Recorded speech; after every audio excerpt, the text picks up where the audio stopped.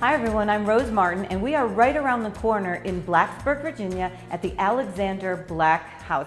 This is an historical building and we're going to hear all about it and why our guest writer for today, Angie Smibert, chose it. Her book, Bones Gift, is a supernatural historical mystery set in about 1942 in a Southwest Virginia coal mining town. 12-year-old Bone, she's got some special gifts. She can touch an object and know its story. Her family has some too. It's going to be fascinating, and thanks for joining us. Hi Angie, welcome to Right Around the Corner. Well, thanks for having me, Rose. And tell me, why did you choose the Alexander Black House for your segment?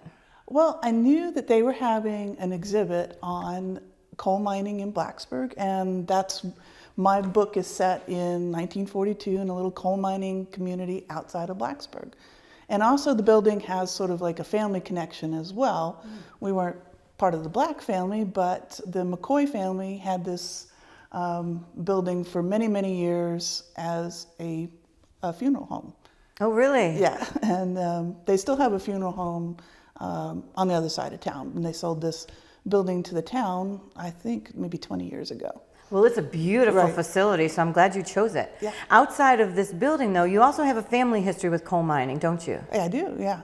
Well, and this was part of writing the book, was finding out a lot of this stuff that I didn't really realize that, well, my grandfather and all his brothers were coal miners. And they came from McCoy, a little, if you go out Price's Fork Road until you hit the river, that's McCoy. And, and I'd always been there, visit grandparents and whatever, but I didn't really realize that, yeah, they were coal miners up until the 50s. Now, did those stories, were they telling stories that you heard? Was that part of growing up where the idea for storytelling came from? Oddly not, that they really didn't talk about it. And that's why it was kind of a surprise later when I found out, how deep the connection was. And I really didn't start looking at, this part of my past or my mom's past. Because I grew up in Blacksburg, she grew up in the McCoy area. And really felt like I started looking at all this a little too late, because a lot of, get to be in your 40s and 50s, and those people that were, doing this back then, well, not a lot of them are around anymore. So I studied some oral histories that like Radford University did, talked to the aunts and uncles that are still around, and did that kind of research, yeah. Were they open about sharing those stories? Oh, yeah. And now one of my aunts is in the process of she's decided, we have great aunts and uncles who are in their 90s, and she's like, I better get these stories before they're gone. Yeah, before they're gone, absolutely. Yeah, exactly. So let's go back. Tell me about a young Angie, 5, 6, 7-year-old. What was she like? A nerdy little tomboy. And I was probably a little bit like this character, because I was the kind of girl who, I liked to wear my jeans. I didn't like dolls or anything like that. I liked to play with the boys and rough and tumble, and while still reading books and watching old movies and loving science fiction and all that sort of stuff. Did you have some favorite books? Yeah, I remember reading as a kid, the Walter Farley horse books and things like that. But I was so nerdy, in 6th grade, I decided I'm going to the library, this one over here, and I'm going to start on this shelf. I'm going to make a list, and I'm going to read Wuthering Heights and, and whatever else comes next, so all the classics. And did you do it? yeah, I probably didn't read the whole shelf, but I remember making a list and reading Wuthering Heights and Siddhartha and all sorts of stuff that you wouldn't think an 11 or 12-year-old would get. Well, and you love that age group, which Right, makes it yeah. so wonderful. So Yeah. I wonder, you found your love of reading when you were in middle school at that age. What do you find that speaks best to that age group from some of the work that you do by targeting, I really want to touch the lives of those middle school kids? Well, I think it's important not to assume what they're going to be interested in and write down to them. They're going to be interested in the things that you're interested in a lot of ways. And and if I'm interested in story, Appalachian folk tales and weird mysteries or science fiction and working, social justice kind of things, there's going to be a kid writer that's interested in a lot of the same things. Did you have family members or teachers that actually did that with the Appalachian folklore or any of those things that really sparked that with you and you think, I've got to learn more about that. I want to know those stories. Not at all. I don't even remember as a kid hearing those stories other than maybe my mom telling me like Brer Rabbit stories or something. Yeah. So it wasn't until I came at that as an adult, I kind of like diving into the stories and realizing, this is my own background. I should know this stuff. And yeah. Did you write a lot of stories growing up or tell a lot of stories? Was it fantastical? If you love the nonfiction, or were you out there like creating your own worlds and sharing that? I had a lot of stories in my head. I didn't necessarily write them all down because I was busy like, I think I'm going to be like a veterinarian or something like that. And I better, I can't make a living as a writer. Right. Who does that? Those are the kind of things I was thinking, through high school and college. And what am I doing now? I'm a writer. So yeah. And that's interesting because you started out wanting to be a veterinarian and love science and math. And I love that strong girls are great in STEM, right? Right. Yeah. And I think that's awesome. And then you ended up in NASA for 10 years. What were you doing at NASA? Well, I was hired to write online training for, and actually, I sort of helped pioneer. This is back in the 90s before anybody had online training. So we kind of helped pioneer that. And so I wrote things like, this is how you X-ray a shuttle or. Well, not too many people know how to X-ray a shuttle. I know a lot of weird things, I'll say that, like how to X-ray shuttles and how to, in a previous job, we worked a lot with nuclear energy and nuclear waste and writing about it and like how do you explain this to the public kind of thing. But at NASA, I had ended up being the head of a digital media lab. We did this kind of thing. We went out and filmed stuff and we did, for training purposes, and we made CDs and websites and that kind of thing. But I did mostly the writing and I taught myself a lot of the coding. You taught yourself coding? Yeah, just because, you kind of, we can't afford to hire somebody, I'll learn it, that kind of thing. Wow. Mm-hmm. So you've got your own gifts. I think you're chatting about Bones' gifts, as we're going to talk about in a few minutes, but those seems like some pretty great Angie gifts that you bring to the world. And outside of NASA, you've had some other interesting careers along the way, some other interesting jobs. Mm-hmm. All mostly doing science writing. I actually worked at Virginia Tech for 4 or 5 years, and that was where I was working with the Department of Energy, and we were doing, we were running workshops on environmental restoration, and I was writing like booklets and, questions you have about environmental cleanup, and for the public, that kind of thing. Well, and that brings me, because I'm curious, you have novels, you have short stories, you have nonfiction, you have this great plethora of work. Right. How do you kind of decide, is it just an interest-based or where you want to go next? Well, with the nonfiction, it's often, maybe I need some money, that kind of thing.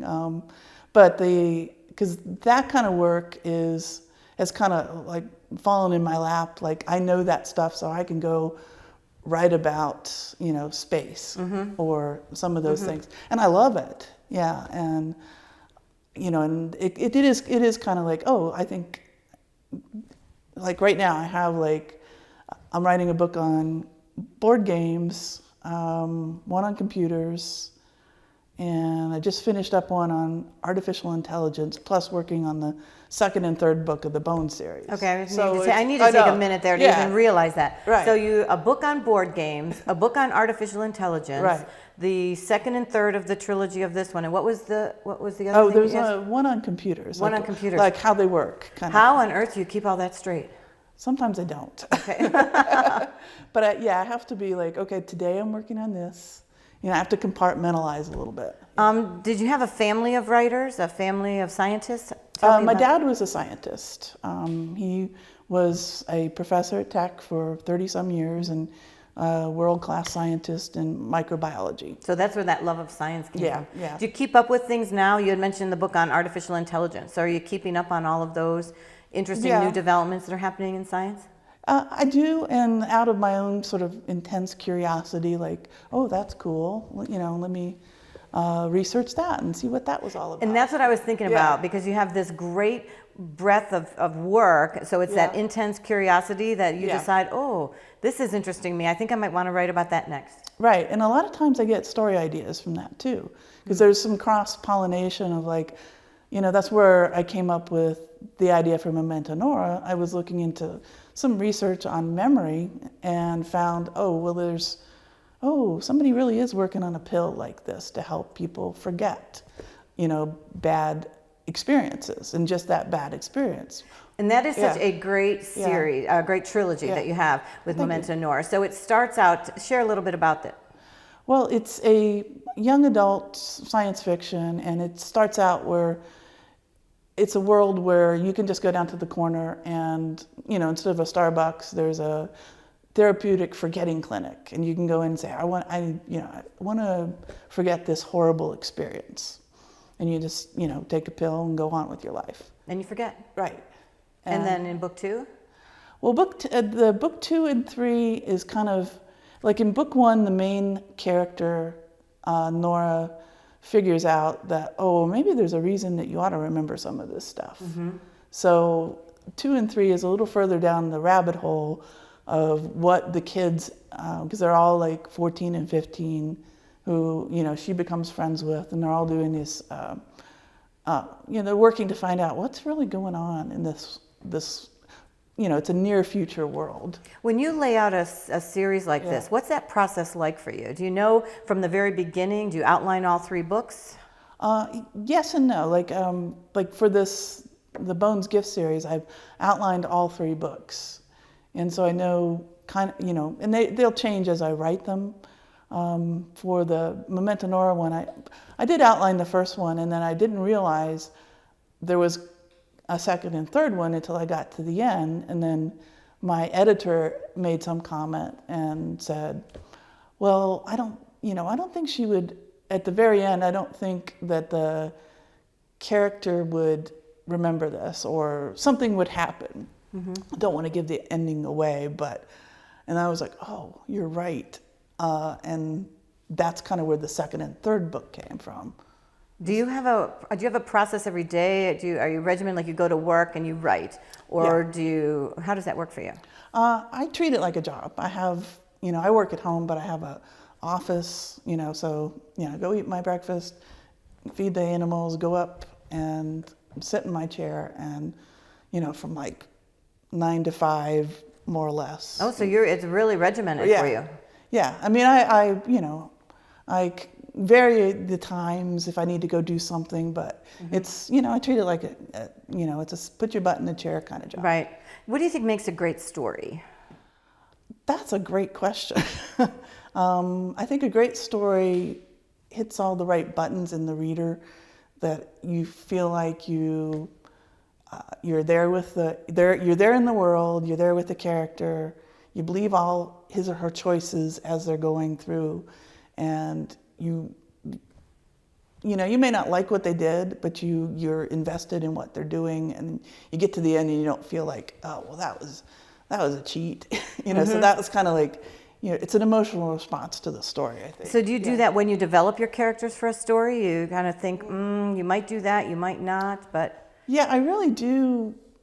Even if I start with like an idea first for the story, I build the characters, and then I think about, well, what would this character really do in this situation? Mm-hmm. And I might write out a whole bunch of different scenarios, like, okay, if you did that, or you did that. But really, I feel like the character drives the story. And how do you decide then which voice gets to be the dominant one that's going to carry the story? You kind of experiment a little bit, but I think for instance, like with Bone's Gift, I started out like doing both Bone and Will as voices, 2 characters, and then I realized, well, I wanted to be Bone's story. And for middle grade, which is just a little bit younger than YA, typically you have like one strong voice. And YA meaning young adult. Right, exactly. And that's more the teenagers. I write for kind of like the young teenagers, older middle graders, I guess. And why do you think your books resonate with them? I don't know. I hope they do. Well, and you've got great resources online for teachers, which Yeah. is something different. I mean, I Right. think your background writing the STEM materials, your background loving science, I think Right. it's wonderful that Yeah. teachers can go to your website and think about a way that they can use these books Right, in the yeah. classroom. Why is that important for you, that it wouldn't just be something the kids might go to the library and get, Right. but that the teachers would introduce readers to your books? Well, I think there's a lot of ways that kids can interact with the books, and if the teacher wants to use it, or a librarian wants to use it in their classroom, then I want to it's kind of fun for me to come up with, oh, here's a activity they could do, like a game or something. Or for instance, like for Bone's Gift, I had a professor at Ferrum do like all the Appalachian folk tales. Here's what, because that's her specialty, Tina Hanlon. And so, I had her go through and, she has that on her website. But I think those things help, both the teachers and the student, the readers, get more out of the book. Well, one thing I love about it, I'm definitely over 12, but I Yeah. enjoyed it. Good. And so I think it actually can resonate and speak to people who maybe haven't picked up a book in a while, or maybe I who think want to so, read yeah. aloud to their kids Yeah. or their grandkids. What a great way to start a story like that. And Great. I think even with some of the Memento Nora books, I read somewhere that you wanted your books to even appeal to a reluctant reader. Right. Who was a reluctant reader? Kind of what you said, it's somebody who hasn't picked up a book, or a kid that's intimidated by reading, and looks at a big 800-pound book and says, oh, I can't get through that. Nope. But I can get through that one. And the pace is fast enough, at least for the Memento Nora ones. I think that it's like, kids were like, oh, that's let's keep going with this. Yeah. You mentioned the Appalachian folk tales. How have you woven those into your work? Well, in the Bone's Gift, or the whole series is called Ghosts of Ordinary Objects. I kind of wanted it to be like almost a folktale itself too, but in the story, Bone loves all these folktales, and she's a born storyteller, and she knows all the ones that are from the area, or even Cherokee folktales and all sorts of other things. So she loves telling them. And at the time, there was also people from the Virginia Writers Project, was part of the Works Progress Administration, who went throughout Southwest Virginia collecting these kind of stories. So I created a character who comes and collects those stories, and Bone, she's got her own little mystery to solve, but she's helping out, and it's kind of cover for what she wants to find out about. I love that part of the Yeah. story, that she could go and find out these stories and quiz everybody about their whole lives. I'm fascinated with the Appalachian folk tales and the Cherokee folk tales that you bring in. How do you weave the Cherokee in? The one Cherokee tale I used was called Forever Boy, because it really seemed to resonate with Bone herself. And I have the Uncle Ash, teases her and calls her Forever Girl, because she likes this story and she kind of lives this story. And Forever Boy, the Cherokee folktale was that Forever Boy didn't want to grow up, didn't want to take on any adult responsibilities, and he ran, and he was sent to live with an uncle who was going to teach him. So instead, he ran off to the woods where the little people live, and so he could be a boy forever. And so it's kind of a Peter Pan kind of thing. That's what I was thinking. Yeah, exactly. So she's a forever girl, so Peter Pan. Well, I think having those parts of the story woven in to her gift and how the story plays out just makes it much more interesting for everyone. It was fun for me because I enjoy those stories. Well, and that's what makes any book great, is that you enjoy writing it and we enjoy reading it. Are Bone or any of the characters based on real people? Not really. I borrowed a lot of real names from that area, but I didn't particularly base a character on anybody. they're kind of sort of an amalgam of different people. So the story opens where, you know, you've got Bone, this 12-year-old girl, and she's reluctant a little bit with her special gift, but realizes the family also has a lineage of gifts. Right. Share a little bit about that without giving too much away. Okay, well, she's coming of that age where her gift is coming on, and she's not all that happy about it. She can touch an object and see maybe what happened to the person that owned that, you know, or came across that. And it's either, you know, really good memories or really bad ones. And she's kind of dealing with, she didn't want to know these stories in the first place. She likes, she likes stories about princesses and gypsies and things like that, but not real life kind of things, because the storytelling is kind of an escape for her. And so, of course, her gift is she has to know, you know, the real life story of things. And she has some mysteries to solve where she gets to use that gift. Right. And the cover of your book has a yellow sweater Right. on the cover. And that's really an important part of the story, too. How so? Well, this is an object that it used to belong to her mother, and her mother died several years ago. And part of the mystery that Bone has to solve is, well, what really happened with her mom? And, you know, what kind of gift did she have? And so the sweater is kind of giving her hints along the way. And, you know, and she doesn't want to hear some of them, and then she's intrigued. And so every book in the series is going to be a different object. That's kind of that main thing where she has to dive into and figure out what's going on with it. And are her family members also, are their gifts still going to be there? Like her uncle who was with the animals, Right. and is it the aunt with the herbs who does all the natural? Her grandmother. Her grandmother, Her okay. mama is an herbalist, but her gift is she can touch a plant and find out, like, oh, this would be good for, you know, heart disease or something like that. She can see what it does. Whereas the uncle, he can see put a hand on an animal and see what's wrong with it. And her mom's gift was a healer. Right. And I can see why kids and young adults and adults will enjoy the book, Right. because it's fascinating to follow them along the journey and then have these things these things just kind of show up for them, and Right. then find the way that you resolve it all Yeah. at the end. So in the second and third book, Bone's also going to have this same ability for touching Right. the objects. Right, and she's going to be getting more and more comfortable with it and finding out more and more things. Does Angie have any of these special gifts? Did you base any of these on Angie's gifts? No, no. My gift maybe is the figuring out the story, but and somebody else asked me that recently too. Do you have one of those gifts? And I'm like, no. And then she proceeded to tell me that she had one. Oh, So- interesting. Well, I'm not going to be able to share that because I Okay. don't. But I Yeah. would like you to share the gift of your book. Would you read a passage for Sure. us? Okay. Well, And set it up for us. I'll set this up. This is Will is her best friend, and he's a little bit older than her, and he's just gotten a job in the mine, and he needs to go get his gear from the store. Well, he doesn't speak, and so Bone's always kind of been his voice in these situations. So they're going together to the country store.